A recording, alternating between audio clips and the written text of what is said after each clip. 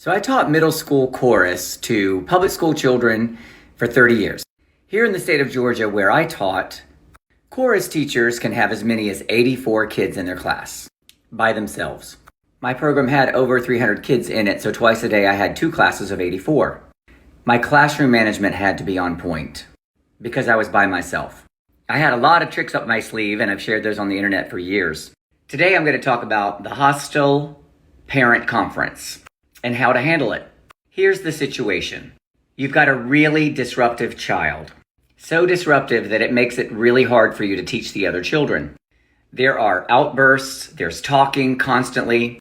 You've tried everything. Positive things, giving leadership roles, punitive things. You've been respectful. You have praised in public and corrected in private. You've emailed the parents. Nothing is working. It's time to bring the parent in with the child. You've seen signs in the parent that maybe they don't really know what to do with the child, or they make excuses for the child. But you have all of your ducks in a row because you've documented every single scenario clearly as it happened. Every disruption, you wrote something down immediately when the child left the class. You kept that log. You have documented items where they haven't done their work. You've documented things in the digital grade book about things that are going on with the work or with the behavior.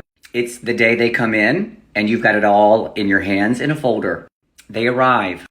You kindly greet the parent and thank them for coming, and you have their seats ready.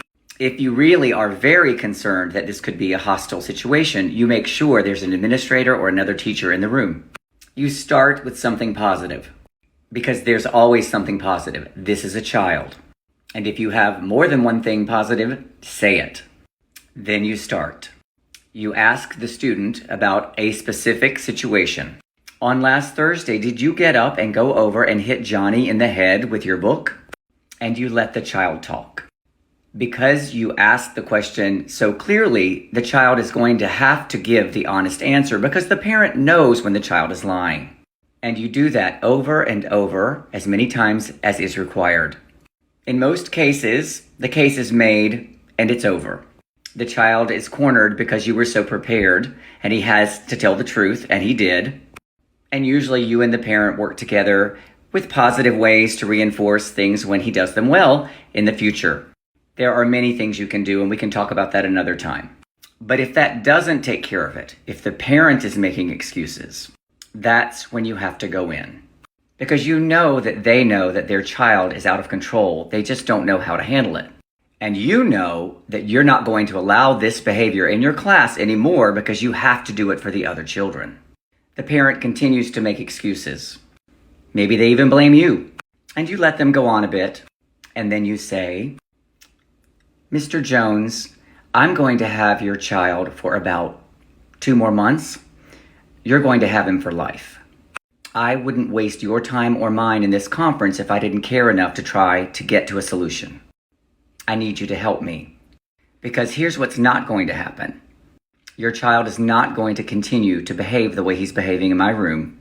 The next time that he does, I will escalate to the administrators. He will get in-school suspension. The next time after that, when he does it again, he'll get out-of-school suspension. Certainly, I'm not the first teacher to have this conversation with you. If you need help or resources, please let me know and I'll direct you towards them. We have to do what's best for the children. They need structure. They thrive on it. Usually at that point, the parent cries. Seriously, almost every single time in 30 years. And then you get the tissues and you comfort and you have a real conversation. One that is in the interest of the child because now you're both on the same page.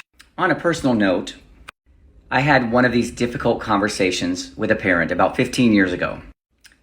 The student lied and the parent took his word. The parent turned red-faced and literally got up out of his chair. I thought he was going to hit me. Thankfully, I had an admin in the room because I knew. Soon after that conference, that parent happened to join the gym where I go. He made sure he never looked at me and he never said hello. 3 months ago, I was in the gym and he smiled at me and walked over to me. And I said, hello, a little bit nervous. And he said, thank you.